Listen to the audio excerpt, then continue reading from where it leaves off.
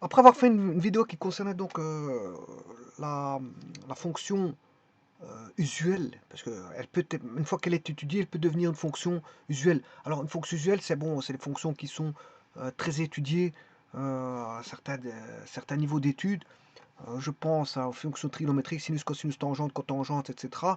Je pense à la fonction polynôme, voilà, x carré, x cube, voilà, x cube, etc.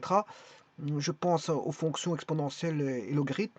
Bon, tout ça, ce sont des fonctions dites usuelles qu'on utilise très fréquemment et donc une fois qu'elles sont étudiées, elles doivent être, je veux dire, très connues du public qui les étudie. C'est-à-dire des étudiants qui étudient ces fonctions-là, elles doivent être très une fois qu'on donne la fonction, elle doit être, voilà, ça doit être reconnu directement, sans se poser des questions, parce que c'est de l'usage du connu. Alors ceci étant dit, c'est une petite parenthèse. La fonction usuelle E de x, parce qu'elle devient usuelle dorénavant, parce que bon, euh, c'est une fonction, une fois que vous étudiez une fonction, ben, elle devient de type usuel. Enfin, je dis des fonctions qui reviennent assez souvent, bien sûr, hein. Je viens de vous citer quelques exemples. E de x peut être un exemple de fonction usuelle. Alors maintenant, après avoir étudié donc la fonction usuelle E de x, eh bien, je vais voir la fonction partie entière. Alors, E de x, c'est la partie entière. Partie entière. Et cette fois-ci, je vais voir la partie entière décalée à droite ou à gauche, peu importe.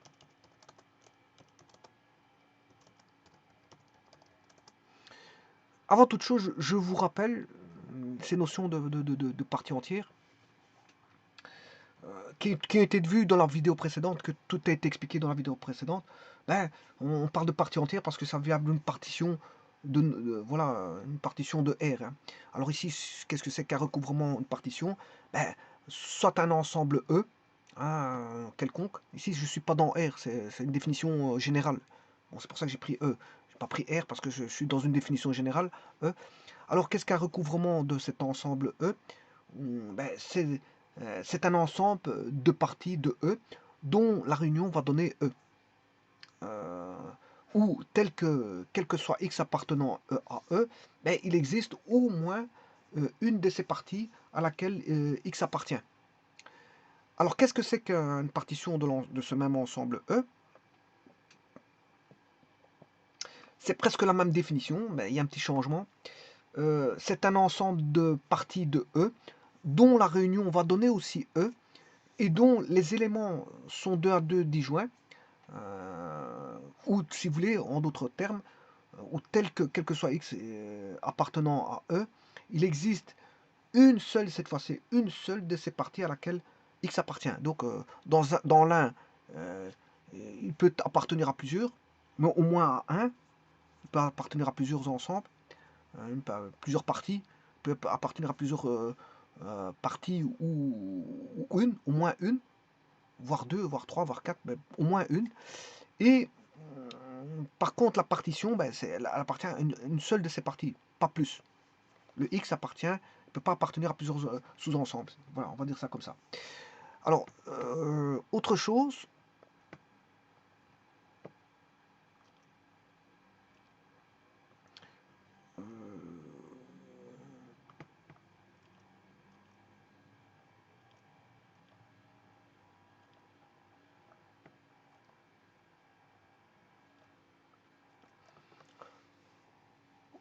une partition est un recouvrement, mais attention qu'il existe une condition nécessaire et suffisante. Il est nécessaire pour qu'un ensemble de parties de E soit un recouvrement de E pour en être une partition. Donc il est nécessaire qu'un ensemble de parties de E soit un recouvrement de E pour en être une partition. C'est nécessaire, mais ça ne suffit pas. Ça ne suffit pas. Voilà. Ici, vous avez des exemples dans R. L'ensemble ici, c'est R. Ben, là, c'est une partition de R. Vous voyez bien qu'il y a une borne ouverte, fermée. Elle est fermée à gauche, donc elle est en bleu. Elle est ouverte à droite. Voilà. Bien sûr, vous allez donner un nombre à x, un nombre x, et bien sûr, euh, à ce nombre x, on peut faire une partition, voilà, de R. Donc le x va se retrouver dans un intervalle comme celui-ci, comme celui qui est donné. Et donc, comme il ne fait partie que d'un seul ensemble, vous devez ouvrir la borne. C'est pour ça que je les mets en rouge. Par contre, si vous faites un recouvrement de R, ben, le x il peut appartenir aussi bien à la borne de gauche qu'à la borne de droite. Donc la borne de droite peut être prise. Elle va être prise deux fois, hein, pour le suivant ou pour plusieurs fois. Deux fois ou plusieurs fois. Voilà, pour le recouvrement, c'est ça. Alors, autre chose. Donc, qu'est-ce qu'on va faire ici au niveau de la partie entière d'un nombre réel? Ben, on considère donc la partition euh, de R, une partition de l'ensemble des nombres réels, tel qu'il est à un x réel, on peut donner, on peut le mettre dans, voilà, on va en transformer ça sans transformer ce nombre pour qu'il devienne entier, en leur entier relatif, hein. Il y a les entiers naturels, c'est n, et les entiers relatifs. Donc ici, peut-être plus positif ou négatif. Donc, vous allez donner un x, et il va vous ressortir un entier par rapport à ce x. Mais alors, par rapport à une définition bien précise, bien sûr. Donc, à chaque choix de x réel, on peut associer donc l'élément de la partition auquel x appartient, soit l'intervalle fermé à gauche et ouvert à droite, qui est n plus 1, tel que n, bien sûr, appartient à z. Et donc, soit n plus 1, la partie entière du nombre réel x. Alors, la bande de gauche de cet intervalle est appelée la partie entière de x, bien sûr. La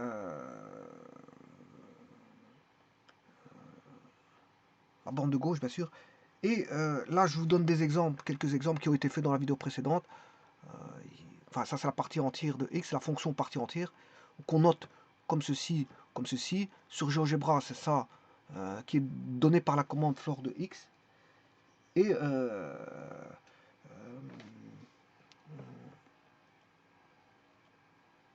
là, vous avez des exemples de partie entière. Si je prends 3,2, ben, 3,2 appartient à l'intervalle 3, 4. L'intervalle fermé à gauche, ouvert à droite. Donc 3,2, ça fera 3. Alors, moins 3,2, il appartient à l'intervalle moins 4, moins 3, c'est-à-dire moins 4. Tout ça, j'ai vu dans une vidéo précédente, hein. Bon, ça a été expliqué. D'ailleurs, je renverrai le lien par rapport à la vidéo précédente. La partie entière de 7,8, 0,8, c'est 7, parce qu'elle est déjà entière. Voilà. Donc, on transforme un nombre décimal en un nombre entier, tout simplement, par une technique qui est celle que je viens de vous montrer. Elle doit appartenir voilà, à l'intervalle que voici. C'est par définition, elle doit appartenir à l'intervalle que voici. Donc, à une des parties. À une des parties. Euh, donc, euh, et c'est comme ça que la bande de gauche doit être, bien sûr, la partie entière de x. La borne de gauche est la partie entière de x. Alors, on peut définir ça sous forme d'équivalent, sous forme de valeur approchée par défaut à l'unité près de x, ou encore le maximum de l'ensemble des entiers plus petit ou égal à x. Tout ça, j'ai vu dans une vidéo précédente, ça a été montré, bon, tout ça, ça a été développé. Comme ça a été développé, bien sûr, la fonction floor, elle va faire un escalier. Maintenant, comme ça a été développé, voilà, je vais faire le développement de la partie entière décalée. Je vais faire un décalage. Alors, comment faire un décalage? Ben, vous savez très bien que dans les fonctions usuelles, pour faire un décalage, il faut faire x plus alpha ou f de x moins alpha.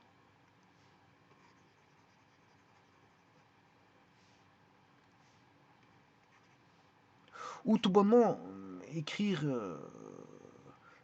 f de x, voilà, plus alpha, avec alpha soit positif ou négatif. Ça veut dire que, attention, que f d'alpha, c'est un décalage vers la gauche. C'est toujours le contraire. F de x moins alpha, c'est vers la droite. F de x plus alpha, si x est positif, on va vers la gauche. Si x est négatif, on va vers la droite. Ouais. Alors maintenant, si je fais x moins alpha, voilà, si alpha est positif, on va aller vers la droite, et alpha négatif, attention que si alpha est négatif, comme lui il est positif, on va vers la gauche, vers la droite, c'est bon, c'est bon. Et là, moi j'espère que j'ai pas fait de bêtises, là le alpha il est positif, donc c'est plus, on va bien vers la gauche, ça c'est bon. Là on va bien vers la droite, f de x moins alpha, alpha étant positif, on va vers la droite, ça c'est bon. Vers la droite, et là on va vers la gauche. Et donc moi je prends cette écriture là, plutôt que de prendre deux écritures différentes, ou écrire f de x plus alpha, je vais prendre cette écriture là. C'est celle-là que je vais développer sur GeoGebra. Alors je rappelle que c'est, par définition, c'est n plus 1. Voilà, n plus 1 pour la valeur absolue. Donc je vais faire en fonction de ça pour construire ma valeur absolue décalée. Alors, d'abord, je vais créer ma valeur, enfin ma partie entière, pas ma valeur absolue, ma partie entière. Alors, tout d'abord, je vais taper la commande floor, bien sûr, de x. Voici. Je vais mettre les points, je vais créer deux séquences, une séquence de points avec point fermé et une avec point ouvert. Séquence de x. Alors, je vais mettre au point n, virgule. Alors, pas de point virgule, parce que sinon ça va faire une erreur. Il va mettre des degrés ou quelque chose comme ça. Voilà. Alors, vous devez mettre virgule, hein, n, virgule n. Voilà, n. Donc, il va mettre 3, 3, 4, 4, 5, 5, 6, 6. Tout ça, il va vous mettre un point fermé. Bien sûr, la variable, c'est n. Et on va aller de moins 50 à 50. Voilà, c'est moi qui choisis. Voilà, de où va être le graphique de moins 50 à 50. Le graphique va aller de moins 50 à 50. Voilà. Là, vous avez le point fermé, il n'y a pas de problème. Maintenant, je vais mettre les points, la séquence de points ouverts. Alors, la séquence de points ouverts, elle est en n plus 1. N plus 1. Alors, pas se tromper, parce que si vous mettez n, virgule n plus 1, c'est pas bon. Ça là, c'est y. Hein, ici, le premier n, c'est x, et c'est le premier n qu'il faut bouger, parce que si vous faites ça, voilà, ça ne sera pas bon. La variable c'est n, je vais aller de moins 50 à 50, comme je l'ai mis l'autre, moins 50, 50, je vais mettre moins 50, 50 ici. Voilà, ici j'ai oublié de fermer une parenthèse, c'est normal qu'il me dise qu'il y a une erreur. Voilà, vous voyez que c'est pas bon, il y a un décalage, hein, donc vous aurez compris que c'est pas ça qu'il faut faire, ni n-1, parce que voilà, si je vais tester le n-1 en y, on va retomber sur le, voilà, si je fais ça, ah, si ça pourrait être bon. Ça pourrait être bon, mais je préfère ne pas faire ça. Ouais, ça pourrait être bon, ça pourrait être bon. Ouais, je préfère pas faire ça. C'est bon, hein, je veux dire, parce que n-1, c'est bon. Si n est une unité plus petite, ben, en x, ben, le y est à une unité. Enfin, si le x est à une unité plus grande, ben, le y sera une unité plus petite. C'est bon. Ben, maintenant, ce que je peux faire ceci. n plus 1, n. Là, on a toujours le x qui a une unité plus grande et le y qui a une unité plus petite. Donc, tout ça, c'est bon. Alors, ceci étant dit, maintenant, je vais dans les trois petits points là que vous avez. Je clique sur les trois petits points de la séquence L2. Il va m'ouvrir dans un petit instant les propriétés, ou il l'a pas fait. Il l'a fait, mais à mon avis, je dois ouvrir ici. Voilà, le style. J'ai bien, là, je prends la couleur, le point. Voilà, je vais mettre une couleur rouge pour dire que c'est pas pris. Voilà, et là, vous avez la fonction d'escalier dessinée en un temps de mouvement. Alors maintenant, je vais créer la fonction en escalier. Alors moi, j'ai un ancien GeoGebra, je vous le dis tout de suite, parce que moi, je dois mettre un curseur absolument. Parce que si je mets pas de curseur, il va pas prendre ce que je vais écrire. Regardez bien, floor de x moins a. Voilà. Voilà. La saisie n'est pas valide, mais dans d'autres GeoGebra, elle est valide parce qu'il va construire un curseur automatique. Bon, moi, j'ai un vieux GeoGebra. Donc ici, il faut que je place absolument ce curseur. Alors j'ai bien dit que j'allais mettre f de moins alpha. Je compte construire celui du bas. F de moins alpha. Donc je prends un curseur, et bien sûr je vais le dénommer alpha. je vais me positionner ici. Voilà, je prends une lettre grecque. Bien sûr, le A, il faut que je l'enlève. Je vais aller de moins 5 à 5 au niveau de alpha. Faire un décalage de 5, hein, pas plus. Aussi bien à droite qu'à gauche. Je fais OK. Voilà. Et là, maintenant, je peux écrire f floor de x moins alpha. Alors, je vais chercher l'alpha. Voilà. Et donc là, je vais faire un décalage de la fonction. Alors, je pourrais remettre ces points, tous ces points-là de séquence. C'est ce que je vais faire d'ailleurs maintenant. Mais si j'écris ces points de séquence, tout va être décalé. Alors, la séquence, bien sûr, petit instant, j'ai dit que je choisissais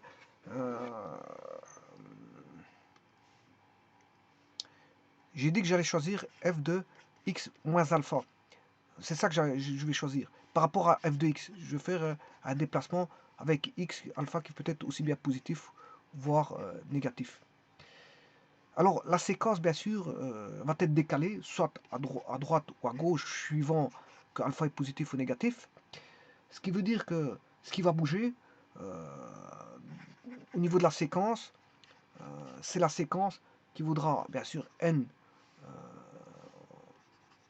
plus alpha ou moins alpha. Ça va aller dans le sens contraire ou pas. Mais en tout cas, il faut jouer avec les x. C'est au niveau des x que tout va se faire. Voilà, avec bien sûr le graphique qui va aller de moins 50 à 50 ici. Voilà. Et pour l'autre, au niveau de la séquence, ben, je vous rappelle que ici il y a un n plus 1. Je vous rappelle de ça. Ici n, parce que c'est décalé pour avoir les points fermés. Ça c'est les points fermés et ça c'est les points ouverts, hein, en rouge. Et donc là, il faut que je fasse un décalage de alpha. Donc, dans tous les cas de figure, au niveau du x, le décalage va se faire. Le alpha va décaler au niveau des x, comme ceci. Au niveau des x. Et donc, c'est ce que je vais écrire. La séquence. Il y a toujours une séquence à faire hein, quand vous faites là. Pour mettre les points, c'est comme ça. Il faut absolument voir les points.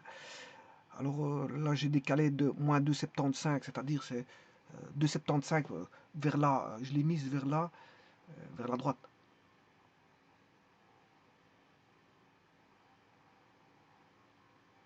Oui, j'ai reculé vers la droite.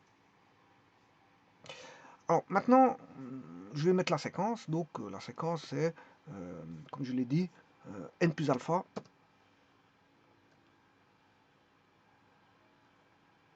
Voilà. Bon, une double parenthèse, virgule n. Ah, maintenant je vais mettre la variable qui est n. Il faut dire, bon, dans la séquence, il faut dire qui est la variable. Et bien sûr, je vais aller comme dans le graphique, je vais aller de moins 50 à 50. De x égale moins 50, de a. Voilà. Voilà. Vous voyez bien que ça suit. Ça suit la courbe. D'ailleurs, je vais changer mon a. Vous voyez, en fonction que a change. A vaut 0. Je vais essayer de mettre a égale 0.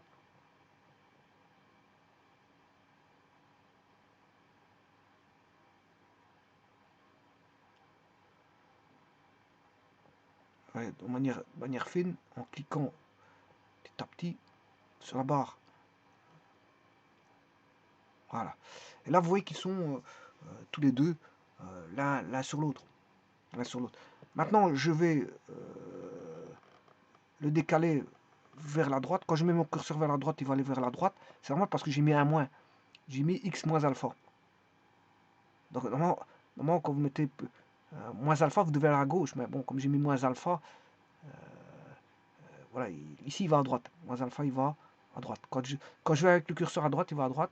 Quand je vais avec le curseur à gauche, il va à gauche. C'est justement pour ça que j'ai créé le x moins alpha et pas x plus alpha. C'est pour, par rapport au curseur, si je mets vers la droite, il va aller vers la droite. Si je mets vers la gauche, il va vers la gauche. Si je mets le curseur vers la droite, je pointe le curseur vers la droite, la courbe va aller vers la droite. Et si je pointe le curseur vers la gauche, il va aller vers la gauche. Enfin, la courbe va aller vers la gauche. Pourquoi? Parce que justement, j'ai mis f de x moins alpha. Si on aurait tout le contraire si j'avais mis f de x plus alpha. Voilà. Bon, maintenant, je vais mettre la séquence de points. La séquence de points. Alors, je rappelle que c'est n plus 1. N. Donc, ce qui veut dire que là, je vais créer n plus 1, virgule alpha. Non, je m'excuse, plus alpha, parce que c'est le décalage de n plus 1 en x. Voilà. Alors je referme, virgule, la variable ici c'est n, et je vais aller de moins 50 à 50. Et ici vous avez là les points, je suppose qu'il les a mis. Ouais, c'est normal parce que j'ai mal orthographié, la syntaxe n'est pas bien faite, j'ai pas mis les parenthèses. Parenthèse n plus 1 alpha, virgule, il manque le n. Voilà. Voilà, et là j'ai tout. Maintenant, je vais chercher les propriétés en cliquant sur les trois petits, voilà, trois petits points. Bon, bien sûr, qui sont cachés dans le volet ici, puisque j'ai cliqué sur les propriétés. Je vais chercher le style. Et là, je mets un point comme ceci et je vais mettre aussi en rouge. Là, vous avez la fonction qui est décalée par rapport à l'autre. Vous voyez que je la décale à droite. Là, je la décale à gauche.